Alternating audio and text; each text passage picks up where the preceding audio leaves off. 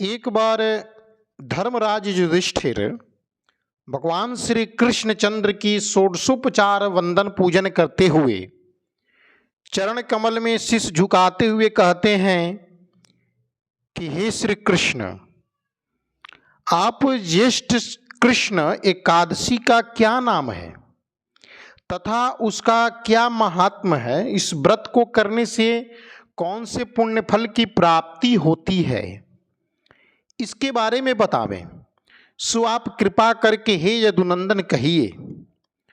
तब श्री कृष्णचंद्र भगवान जी मुस्कुराते हुए कहने लगे कि हे राजन, इस एकादशी का नाम अर्थात ज्येष्ठ कृष्ण एकादशी तिथि का नाम अपरा एकादशी है। इसे अपरा एकादशी के नाम से जानते हैं क्योंकि यह अपार धन को देने वाली एकादशी है, इसलिए इसका नाम अपरा एकादशी पड़ता है।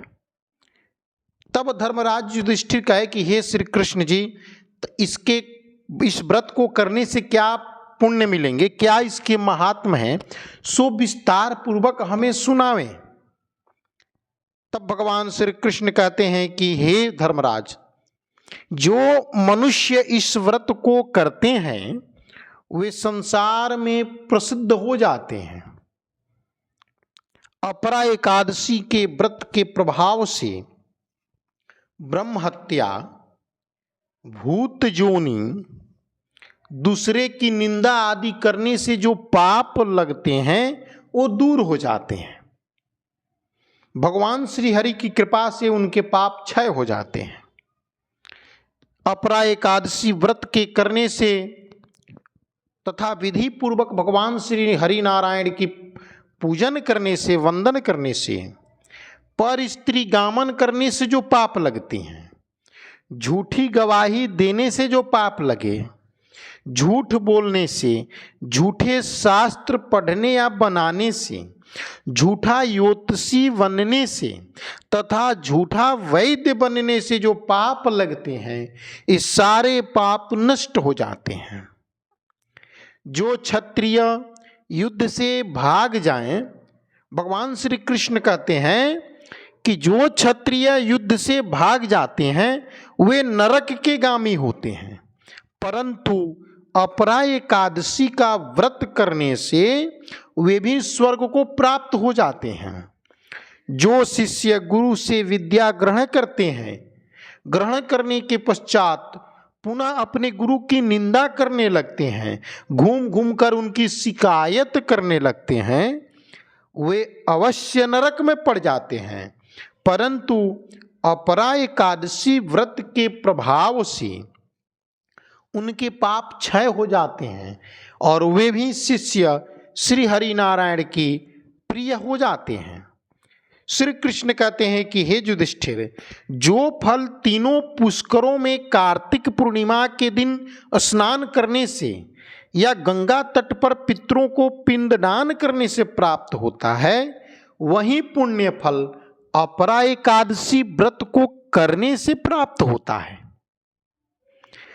मकर के सूर्य में प्रयागराज के स्नान करने से, शिवरात्रि के व्रत करने से, भगवान श्री कृष्ण कहते हैं कि हे धर्मराज, मकर के सूर्य में प्रयागराज के स्नान करने से, शिवरात्रि के व्रत करने से, सिंह राशि के बृहस्पति में गोमती आदि नदी में स्नान करने से, कुंभ में केदारनाथ का दर्शन या बद्रीनाथ के दर्शन करने से, सूर्य ग्रहण में कुरुक्षेत्र के स्नान करने से, स्वर्ण, गज, अश्व आदि दान करने से, यज्ञ में स्वर्ण दान करने से तथा अर्धप्रसूता गौदान से जो फल प्राप्त होता है वह फल अपरा एकादशी के व्रत करने से प्राप्त होता है। भगवान श्री कृष्ण कहते हैं कि अपरा एकादशी व्रत पाप रूपी वृक्ष को काटने के लिए कुल्हाड़ी है। यह पाप रूपी वृक्ष को काटने का काम करता है। हे युधिष्ठिर, पाप रूपी ईंधन को जलाने के लिए अपरा एकादशी अग्नि का काम करता है। यह व्रत पाप रूपी अंधेरे के लिए सूर्य के समान है। हे युधिष्ठिर, यह अपरा एकादशी की व्रत मृगों को मारने के लिए सिंह के समान है। यह जीवन पानी के बुलबुले के समान है। अतः मनुष्य को पापों से डरते हुए इस व्रत को अवश्य करना चाहिए।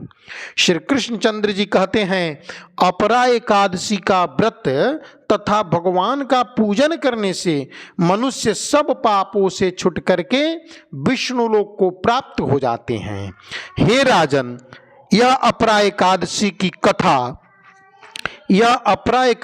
की कथा मैंने आपको लोकहित के लिए, संसार की भलाई के लिए कही है। इसको पढ़ने से अथवा सुनने से मनुष्य पाप से मुक्त हो जाते हैं और भगवान श्री ठाकुर जी की, श्री हरि नारायण के प्रिय हो जाते हैं। इसलिए आप सभी इस अपरा व्रत को करें, अपरा एकादशी व्रत को करें, जिससे आपके परिवार में मंगल हो, शुभकामना हो, सकुशल आप रहें, सौभाग्य की वृद्धि हो। श्री राधे राधे।